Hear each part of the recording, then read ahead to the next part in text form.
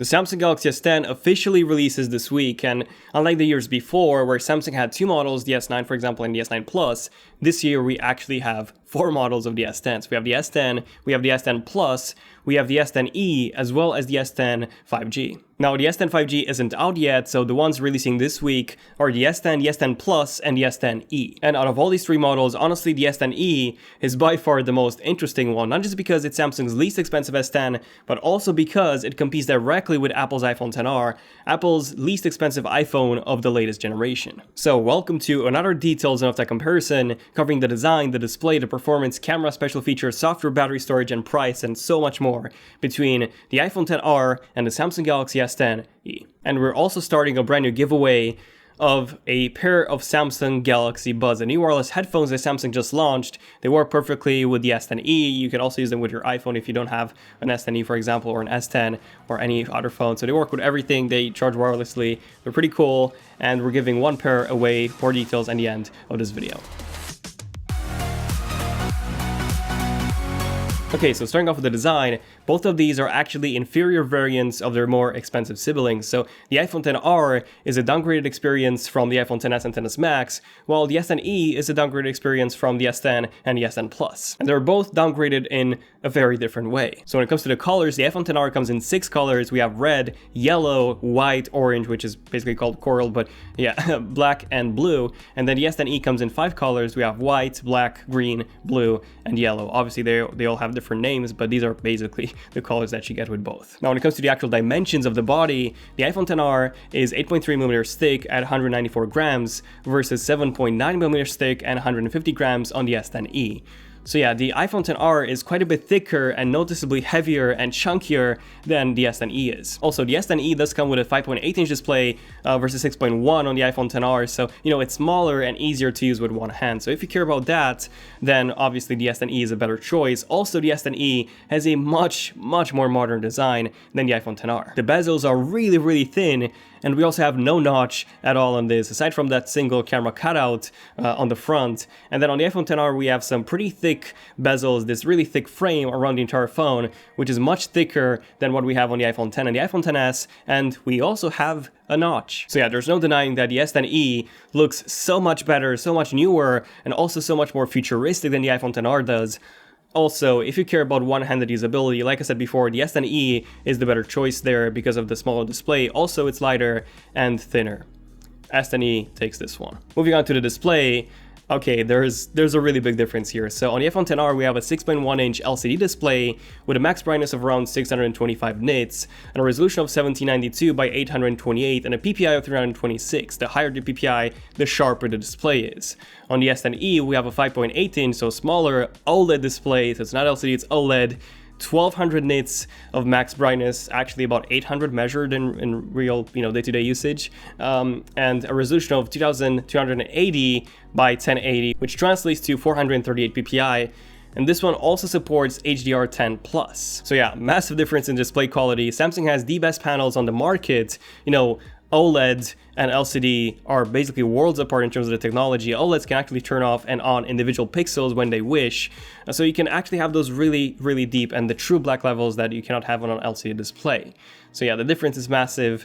Samsung, again, takes this one. Okay, so what about the performance? Well, on the iPhone XR, we have an Apple A12 processor, which is based on a 7nm process, and this is a processor that's been designed by Apple but manufactured by TSMC. On the S10e, we have an Exynos 9820 processor for the international models of the S10e, which is based on an 80nm process. It's designed and manufactured by Samsung, but then we also have a Snapdragon 855, also on the S10e for the US and Canadian models of the S10e. This is based on a 7nm process, and this is designed and manufactured by Qualcomm. Now, in terms of the actual specs of these processors, the Apple A12 is a 6-core CPU, so we have 2 high-performance cores at 2.49 GHz and 4 low-performance cores at 1.6 GHz. On the Exynos 9820, this is an 8-core CPU, and it has 2 high-performance cores at 2.73 GHz, 2 high-performance cores at 2.31, and then 4 low-performance cores at 1.95 GHz. And finally, when it comes to the Snapdragon version, this is also an 8-core CPU. This has 1 high-performance core at 2.84 GHz, 3 high-performance cores at 2.42, and then 4 low-performance cores at 1.8 GHz. So yeah, on paper, both models of the S10e seem significantly more powerful than what Apple offers on the iPhone XR. Now when it comes to the RAM and the storage, we have 3 gigabytes of RAM on the iPhone XR. This is for the baseline 64 gigabytes model, as well as for the 128 gigabytes and 256 gigabytes of storage models. On the S10E, we have 6 gigabytes of RAM. This is on the baseline 128 gigabytes, so you get double the baseline storage on the S10E and also double the RAM, and then 8 gigabytes of RAM on the 256 gigabytes model. Now, realistically, on iOS, you don't need that much RAM because everything is really well optimized.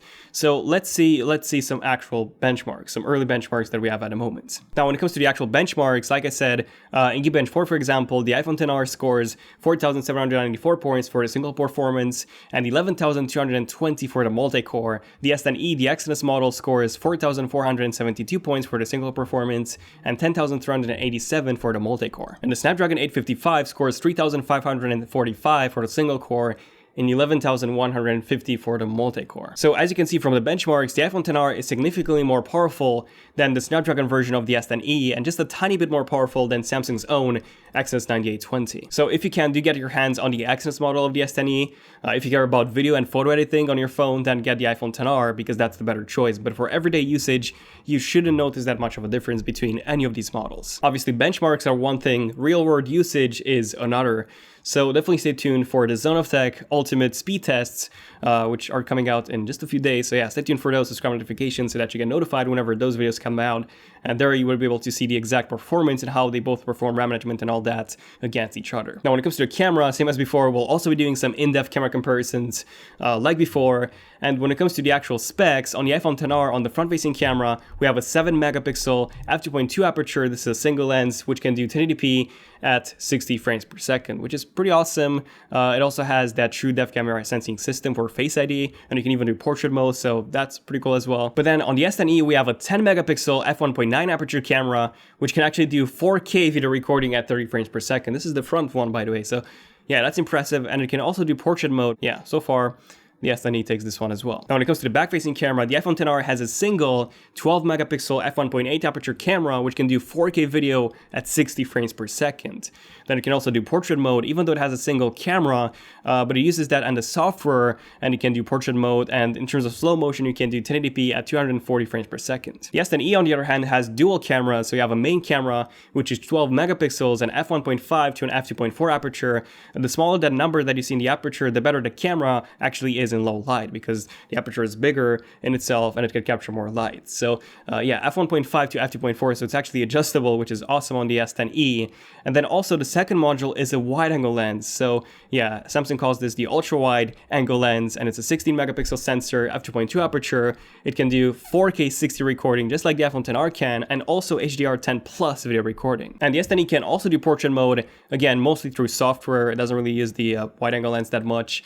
And when it comes to slow motion, it can do 720p and 960 frames per second. So yeah, when it comes to slow motion, do you want something that's really slow-mo or something that, you know, is not as slow mode, but, you know, it's a better quality? Now, something that I do want to address is the recording limit for video on the S10E. So on previous Samsung phones, the Note 9, for example, the S9 and the S8 and the Note 8, there was actually a recording limit. So when it came to 4K 30 video, you could only do 10 minutes.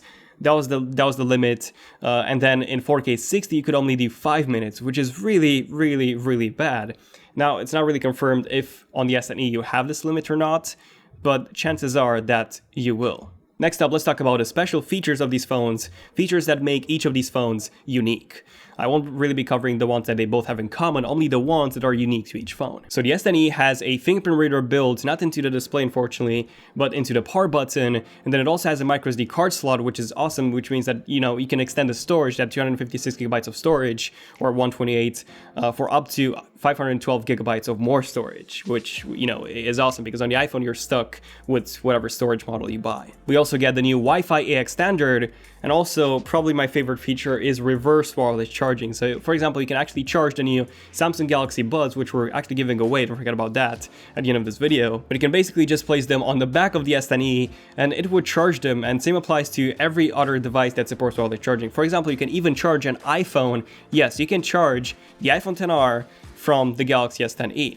but not the other way around. We also have faster wireless charging on the S10E, 15 watts versus 10 watts. We have the dual lens camera that I mentioned on the back, and we also have something really cool, and that's an always-on display. So essentially, when the phone is in sleep, you can still see the time and any notifications that you get, because this is an OLED display. You don't get that with the iPhone XR, or for that matter, even with the iPhone XS's, which also have an OLED display. So that's interesting, but at least we have this on the S10E. It's literally one of my favorite features ever in a phone. And something that not a lot of people know about is that we also get a Samsung DeX. In case you don't know what this is, it's basically you just connect the S10E with a USB Type-C connector to a monitor, or a USB Type-C dock, and then plug in via the monitor via HDMI, and you basically turn your phone into a full desktop computer. It switches the interface to this desktop UI, and you can attach a mouse and a keyboard, and you can use Excel, you can use Word, Office basically, and many more apps, Adobe Rush and so on, directly on that. So that's, again, one of the best features to have in any phone, and at the moment, Samsung phones are the only ones that have this. And then you can also run 2 apps at the same time, true side-by-side multitasking on the S10E. You cannot do that on the iPhone XR. And if you care about mobile VR, not only does the S10E have a high resolution display, but it also supports the best mobile VR that you can buy right now, the Samsung Gear VR, which is amazing. I have one, actually 2, and they're just amazing. If you haven't tried mobile VR, try it. There's no option for the iPhone XR and no first-party option, but there is one, and that's the best one, the Samsung Gear VR. Also, we do get a fast charger included in the box. We don't get that with the iPhone XR. You have to buy it separately. Speaking of charging, you get USB Type-C on the S10E versus Lightning, so that's awesome as well. And we also get USB 3.1 versus USB 2.0. Yeah, that's mostly for DeX. That's mostly for DeX and the Samsung Gear VR. So that's pretty much the single use of that USB 3.1 Type-C connector. Speaking of ports, we also have a headphone jack on the S10E versus, no headphone jack, Lightning on the iPhone XR. And speaking of buttons and ports and buttons, we have the Bixby button on the S10E. Unfortunately, still there, but luckily you can now customize it, so you can actually map a different app to that, including the Google Assistant. How cool is that? Also, IP68 water resistance versus IP67. Okay, so what about the iPhone XR? Well, we have Face ID, the Face ID camera, the depth sensing system on the front, which is better than the option that the S10E offers. If you have a fingerprint reader that's built into the display panel like on the S10 and the S10 Plus, that is better than Face ID. But having it on the side means that you cannot unlock the phone unless you press the power button on the side. So yes, the iPhone XR has a better unlocking option. You also have Quad LED flash, the True Tone flash on the back. We have a haptic engine, which is pretty cool. And then we also have a True Tone display, which automatically adjusts the color temperature of the panel based on the lighting in your environment. And also the touch input is at 120 Hertz. The refresh rate of the display is still 60 Hertz, but the touch input is at 120. But yeah, that's pretty much it in terms of the special features. You can probably tell which one has more of them. So let's talk about the software. There's a really big difference between the two here, the two OSs. I could make a whole video series just on this. The S10E does come with a new overlay, Samsung's One UI overlay, which does look so much better than Samsung's previous one, the Samsung Experience. It's designed for one-handed usability. I've already installed it on my Note 9, and it was quite laggy initially, but Samsung has actually released a few updates in the meantime, and they've actually dramatically improved the performance, so I'm quite pleased with that. But yeah, long story short, Android gives you many more options to customize the home screen layout, the widgets, so much more customizability. On iOS, the only customizability that you get is changing the wallpapers, putting the icons in folders, and slightly rearranging the icons, and that's it. iOS is more polished in terms of animations, attention to detail, and overall the entire experience is more fluid and flows better, but again, I can make an entire video just on this. Apple does offer you a really long customer support when it comes to software updates. For example, the iPhone 5S, which came out in 2013, 6 years ago, still comes with the latest version of iOS. In the meantime, the Note 8, which came out in 2017, 2 years ago, does not run on the latest version of Android. So yeah, with Samsung, you basically get one major update and that's it. But I do like One UI on Samsung. It looks amazing, and it's actually my favorite overlay on any Android phone so far. It's really, really nice. Also, you do have dark mode, which you still don't on the iPhone. So yeah, both iOS and Android have their ups and their downs. Let me know in the comments which one do you prefer. Now, when it comes to the actual battery, not a battery life, but a battery size, on the iPhone XR, we have a 29,042 mAh battery versus 3,100 on the S10E.